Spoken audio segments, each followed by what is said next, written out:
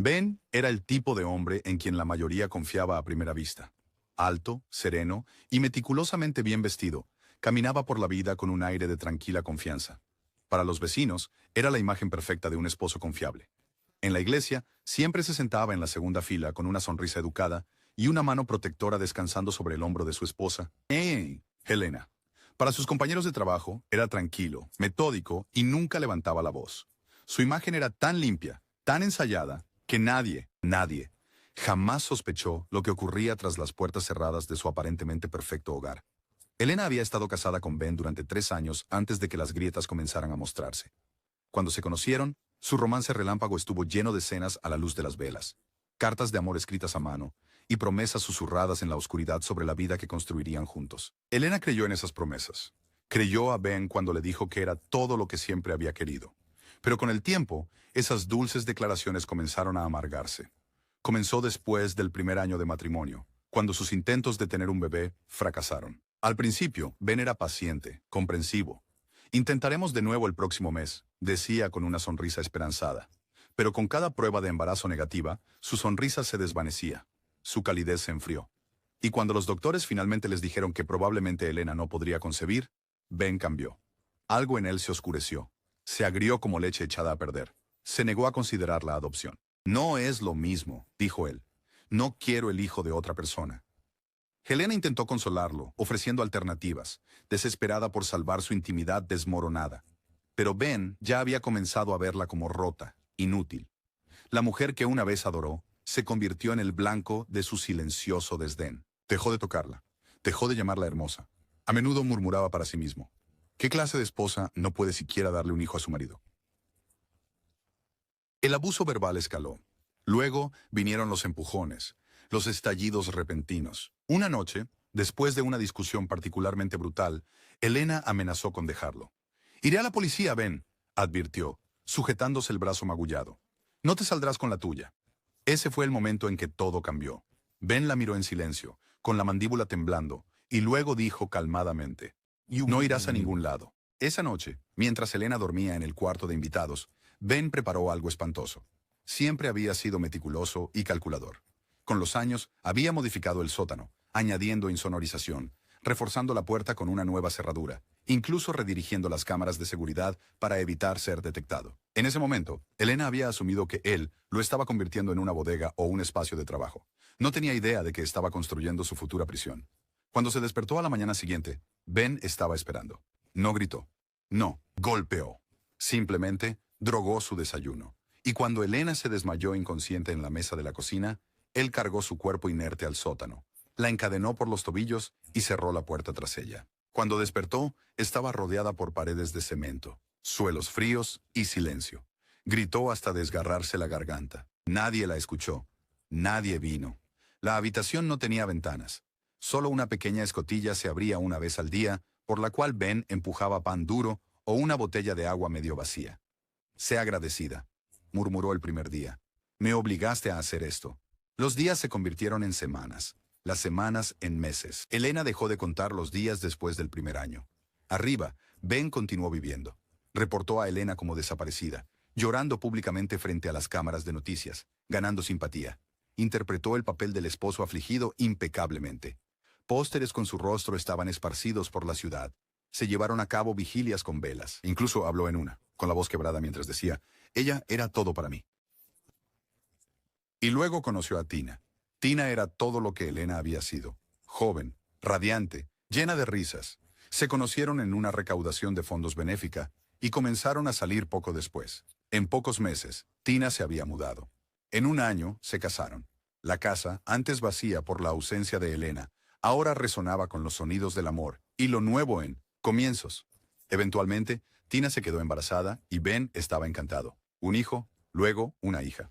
Finalmente tenía la familia perfecta, todo lo que siempre había querido.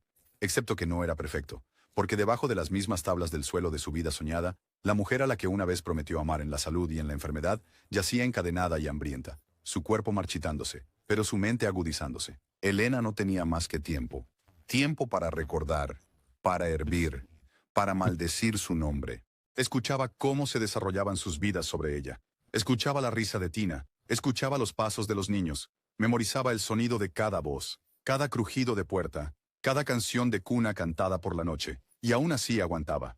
Día a día, Elena se acostumbraba a sobrevivir. Aprendió a racionar los diminutos trozos de comida. Estiró sus extremidades contra las cadenas oxidadas. Rascó los días en la pared con las uñas desgastadas. 15 años pasaron en silencio, en sombras, en una rabia que nunca se apagó. Nadie sospechó. Tina no sabía. Los niños nunca se aventuraron al sótano cerrado. Si alguna vez preguntaban, Ben lo despachaba.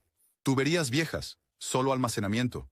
Pero Elena seguía allí, bajo sus pies, esperando, volviéndose más fría, más inteligente, más fuerte. Ya no soñaba con la libertad por sí misma. Soñaba con la venganza, y eventualmente el destino le dio la oportunidad. Una noche, Ben, más viejo, más lento, descuidado, olvidó cerrar con llave la puerta del sótano después de entregarle la comida. Estaba borracho, riendo. Ni siquiera notó que su voz había desaparecido. Nunca se dio cuenta de que el silencio no era rendición. Y así Elena, débil pero viva, salió de las sombras. Cada paso que daba, subiendo las escaleras del sótano, se sentía como desafiar a la muerte misma. Su cuerpo gritaba con cada movimiento, pero ella siguió adelante. Pasó por el pasillo, donde aún colgaba su foto de boda. Vio juguetes esparcidos cerca del sofá. Escuchó a su exmarido roncando arriba, junto a la nueva esposa que dormía plácidamente, ajena al infierno debajo de ella. Elena no se quedó. No hizo ningún ruido. Desapareció en la noche como un fantasma finalmente liberado. Pero volvería. No como una víctima, como algo mucho más aterrador. Elena no sabía cuánto tiempo corrió esa noche. Descalza, esquelética, las costillas sobresaliendo a través de su piel delgada como papel, su cabello colgando en mechones grasientos. Cada paso sobre el césped empapado de rocío le clavaba las plantas de los pies como esquirlas de vidrio, pero no podía detenerse. No hasta que la casa de Ben desapareciera de su vista. No hasta que ya no escuchara el zumbido sordo de esa maldita luz del sótano detrás de ella. Durante 15 años, había sido olvidada, enterrada viva bajo el mundo, su existencia reducida a cadenas oxidadas y el eco de su propia respiración. Pero ahora estaba libre. No tenía nada. Ni dinero, ni teléfono, ni identidad. Pero era libre. Sus piernas finalmente se dieron justo cuando las primeras luces del amanecer pintaron el cielo. Se derrumbó al borde de un estrecho sendero del bosque, su cuerpo temblando incontrolablemente por el frío de la mañana. Se acurrucó en sí misma como un animal moribundo, incapaz de avanzar más. Estaba tan cerca de la muerte que incluso el bosque se sentía como el cielo en comparación con el infierno del que había salido arrastrándose. Pasaron horas. Finalmente se acercaron pasos, lentos, inciertos. Una excursionista, una mujer de unos 30 años, apareció en la vista y se congeló de horror ante la escena. Elena, pálida y demacrada, parecía un cadáver que se había arrastrado desde una tumba. «Dios mío, ¿estás bien? ¿Estás herida?», la mujer exclamó, arrodillándose. Elena no podía hablar. Su garganta estaba demasiado seca, su voz llevaba mucho tiempo sin usarse. Solo levantó la vista con los labios agrietados y susurró una sola palabra: sótano. En menos de una hora, Elena estaba en una ambulancia, envuelta en mantas calientes, con tubos de suero en su brazo, mientras los paramédicos intercambiaban miradas, sin saber qué hacer ante su frágil estado. El personal del hospital estaba desconcertado. ¿Quién era ella? ¿De dónde había venido? La policía vino. Hizo preguntas con suavidad. Su rostro no coincidió con ningún registro en el sistema al principio. Había sido declarada muerta legalmente hace años. Presunta fugitiva. Un caso sin resolver que nadie había revisado en más de una década. Cuando los detectives mencionaron su nombre en voz alta: Helena Carter. Era como una campana olvidada hace mucho tiempo sonando dentro de una catedral hueca. Los doctores miraban, las enfermeras susurraban y, sin embargo, Elena permanecía callada, sin acusaciones, sin declaraciones. Había sobrevivido lo imposible, pero no estaba lista para contar su historia. Aún no. En el momento en que probó el aire fresco y la sopa caliente, Elena se dio cuenta de que algo más profundo que la supervivencia había echado raíces en su interior. Rabia. No una rabia ciega, ni pánico o miedo. Algo más frío. Algo organizado. No quería desaparecer en un refugio o ver a Ben tras las rejas. No. Quería destruirlo. Destruirlo de una manera que la ley nunca podría. Durante las siguientes 4 semanas, Elena permaneció en recuperación, acostada en una cama de hospital bajo un nombre falso. Trabajó con terapeutas y entrenadores físicos en silencio, fingiendo tener amnesia. Nadie cuestionó su silencio. Su condición era lo suficientemente horrorosa como para ganarse su espacio. Supusieron que había escapado de alguna red de tráfico o prisión clandestina. Ella nunca los corrigió. Cada día, se miraba en el espejo. Sus huesos todavía eran visibles.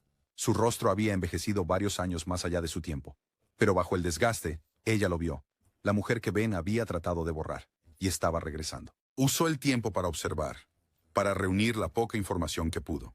El hospital tenía televisión, periódicos, chismes del personal. Ella se enteró de que Ben todavía vivía en la misma casa, ahora con su segunda esposa, Tina, y 2 hijos. Era consejero escolar. La ironía de eso le daba ganas de vomitar. Un hombre que torturó a una mujer mientras guiaba a otros por la vida. Celebrado, confiable, amado. Cuanto más leía, más profundo crecía su odio. Ben había borrado su nombre de cada rincón de su vida. Afirmaba que ella desapareció. Lamentó públicamente. Organizó eventos de caridad para mujeres desaparecidas. Incluso publicó un libro sobre cómo sobrellevar la pérdida. Un éxito de ventas. Un héroe. Elena sonrió. No quería un arresto. Quería ruina. Una vez dada de alta del hospital, bajo un alias, se mudó a un pequeño y barato alquiler, usando fondos de apoyo, de un grupo de ayuda para mujeres. Les dijo que era una sobreviviente de abuso, huyendo de una relación peligrosa. Le creyeron al instante. Y por primera vez en 15 años, Elena durmió en una cama de verdad, comía comida de verdad, tomaba duchas reales. Cada hora era una bendición y una maldición. A medida que recuperaba su fuerza, también volvía a la oscuridad.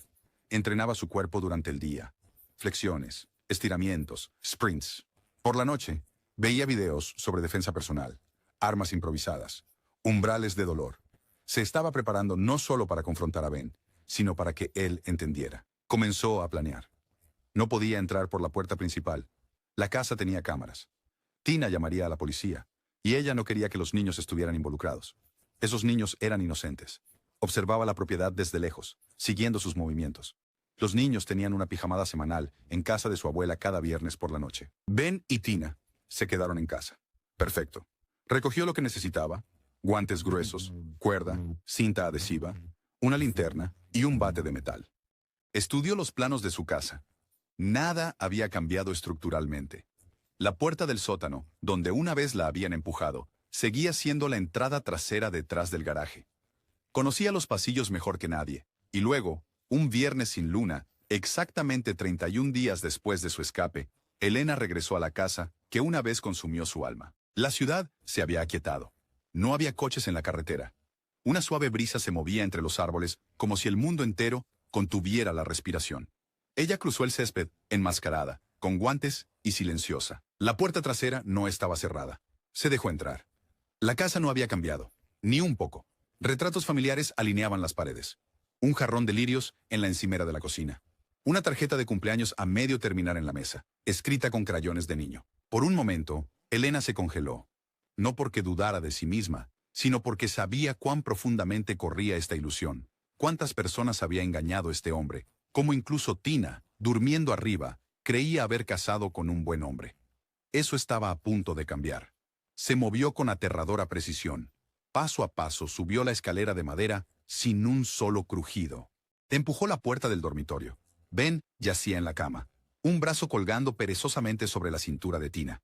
Elena se paró sobre ellos, observándolo respirar.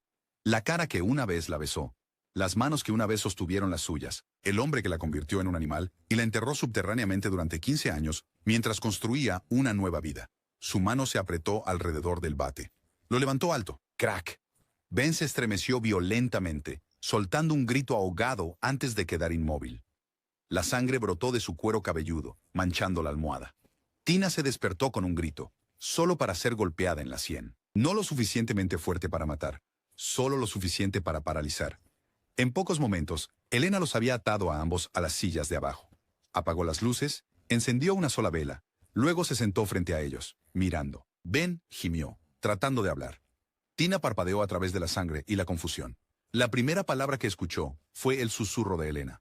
¿Sabes cómo se siente ser enterrada viva por tu propio esposo? El rostro de Tina se contorsionó de horror. La mandíbula de Ben se apretó. Elena se inclinó hacia adelante y sonrió. La redención había comenzado. Los ojos de Ben se abrieron bajo la luz parpadeante de la vela. La sangre goteaba por su frente, manchando su sien y empapando el cuello de su camisa de pijama. Al principio, parpadeó confundido, su mente aturdida por el golpe. Pero en el momento en que vio a Elena sentada frente a él, Supo que cada recuerdo que había intentado suprimir volvía a su conciencia como una pesadilla materializada. Y esta vez, la pesadilla tenía un rostro. Su rostro, pálido, marcado, sereno. Tina gimió en la silla junto a él, sus manos atadas firmemente detrás de ella. La sangre goteaba por su mejilla, donde el bate la había golpeado. Estaba aterrorizada, respirando con dificultad, tratando de entender quién era esta desconocida y por qué los había atacado. Se volvió hacia Ben, lágrimas en los ojos, buscando alivio, respuestas, pero Ben no la miraba a ella. Sus ojos abiertos estaban fijos en Elena, como si estuviera mirando a un fantasma que había regresado de la muerte. Elena, susurró. El nombre salió entrecortado, roto, un sonido que nunca esperó pronunciar de nuevo. Ella se inclinó hacia adelante, con los codos apoyados en las rodillas. No pensabas que sobreviviría, ¿verdad? La boca de Ben se abrió, pero no salieron palabras. Se suponía que debía pudrirme en ese sótano, olvidada, enterrada, pero no morí. Me aferré cada día, cada hora, cada maldito segundo. Me aferré para esto. Tina se giró bruscamente hacia Elena, confundida y aterrada. ¿Quién eres tú? Ben cerró los ojos. Es mi primera esposa, murmuró, apenas audible. El aliento de Tina se quedó atrapado en su garganta. ¿Qué? Su voz se quebró. ¿De qué estás hablando? Dijiste que se había escapado. Fue declarada muerta. No escapó, dijo Elena, fría y controlada. Me encerró justo bajo tus pies. Tina sacudió la cabeza violentamente. No, no, eso no puede ser verdad. Eso... Durante 15 años, Elena interrumpió, levantándose lentamente. Viví debajo de esta casa mientras tú criabas niños, hacías la cena, decorabas árboles de Navidad. Yo dormía en concreto, me duchaba con una manguera una vez a la semana, comía pan mohoso, bebía de un cuenco de lata oxidado. Escuché todo, Tina. Tu risa, tus cumpleaños, tu matrimonio. Aprendí el sonido de tu voz antes de ver tu cara. Conocía los nombres de tus hijos antes de que los nombraras en público. Tina la miró, atónita, con lágrimas silenciosas cayendo por sus mejillas. Ben habló de nuevo, con voz apenas audible. No tienes que hacer esto. ¿No lo hago? Elena siseó, volteando hacia él. ¿Recuerdas lo que dijiste el día que me encadenaste cuando lloré y te rogué que pararas? Me miraste a los ojos y dijiste, este es tu hogar ahora. Golpeó la mesa con el puño. No solo me encarcelaste, me borraste. La mandíbula de Ben se tensó. No tenía otra opción. ¿Ni ninguna opción? Elena rió amargamente. Tenías todas las opciones. Simplemente no te gustó el resultado. No podía darte un hijo. ¿Y qué? ¿Eso te dio el derecho de destruirme? Estaba inestable, murmuró Ben, dirigiéndose a Tina. Amenazó con arruinarnos. Ella intentó hacerse daño. Tuve que contenerla. Amenacé con llamar a la policía, gritó Elena. Porque me empujaste, me golpeaste, me gritaste en la cara durante meses. Y en el momento en que me defendí, decidiste enterrarme. Tina miró con horror, la verdad finalmente hundiéndose. Eres un monstruo, susurró a Ben. Me dijiste que ella te abandonó, que rompió tu corazón. Me hiciste sentir pena por ti. Ben se quedó quieto, con el sudor acumulándose en su frente, sabiendo que las paredes se cerraban. Elena volvió a agarrar el bate. Pasó sus dedos por su superficie de metal. Pude haber llamado a la policía en el momento en que escapé, pero no. Eso habría sido demasiado fácil. Te darían unos cuantos años, alegarías locura, tal vez incluso un poco de simpatía. No. Necesitaba que lo sintieras para entender. Ella caminó detrás de la silla de Ben. Durante 15 años, viví con el sonido de tus pasos sobre mi cabeza. Ahora, quiero que escuches el último sonido que recordarás. Mi voz. Ben intentó hablar, pero la mordaza que Elena había atado antes fue rápidamente empujada en su boca. Ella ya no iba a escucharlo. Él le había quitado su voz durante demasiado tiempo. Tina, aún atada, lloraba en silencio, temblando mientras se sentaba indefensa. ¿Quieres saber lo que hace el hambre a una persona, Tina? Dijo Elena. Te reajusta. Hace que tus huesos se vuelvan frágiles, pero tu rabia más aguda. Empiezas a hablar con las paredes. Olvidas cómo se ve el sol, pero nunca olvidas a la persona que te puso ahí. Ella se volvió hacia Ben de nuevo. Me alimentaste como a un perro. Me trataste peor que a uno. Y ahora... Levantó el bate. Los ojos de Ben se agrandaron de puro terror. Gritó a través de la mordaza, luchando contra las cuerdas con todas sus fuerzas, pero no había escape. El bate descendió. Una vez, golpeando su rodilla. El crujido nauseabundo resonó en el silencio. El grito de Ben estaba amortiguado, pero su cuerpo se retorcía de agonía. «Eso es por el primer año», dijo Elena. Otro golpe. Su hombro. «Eso es por el año 2», ella contó. Al año 6, Tina lloraba incontrolablemente, suplicándole que parara. por favor, detente. Esto no lo mejorará». Elena se detuvo. El sudor empapaba su rostro. Sus brazos temblaban de agotamiento, no de culpa. «Tienes razón. No lo mejorará. Pero lo hará justo». Se paró frente a Ben y lo miró a los ojos una última vez. Su rostro estaba magullado, ensangrentado, apenas reconocible. Jadeaba, incapaz de hablar, apenas capaz de parpadear. Y en ese momento, Elena vio al hombre que una vez la hizo enamorarse, al hombre que prometió construir una vida con ella, al hombre que sonrió mientras la encerraba en la oscuridad. No dudó. El golpe final cayó sobre su cráneo, un crujido final y estremecedor. Ben se desplomó al instante. Tina gritó. El sonido era primitivo. Elena soltó el bate, jadeando, cayendo de rodillas. El peso de todo la aplastó de inmediato. 15 años de agonía expulsados en 30 minutos empapados de sangre. Ella se sentó allí, en silencio. Número. Luego, lentamente, se volvió hacia Tina. La mujer aún estaba atada, aún llorando. Elena se arrastró, alcanzó las cuerdas y comenzó a desatarlas. Tina se estremeció al principio, pero luego se quedó quieta, permitiendo que sus ataduras se aflojaran. «Nunca te culpé», susurró Elena. «No sabías. Vivías encima de mí, pero no veías. Te engañaron, como a mí». Tina no pudo formar palabras. Asintió débilmente, el rostro empapado en lágrimas, el cuerpo temblando incontrolablemente. Elena se levantó. Caminó hacia la cocina. Tomó el teléfono inalámbrico. Marcó 3 números. Cuando el operador respondió, Elena dijo con un tono calmado, casi robótico.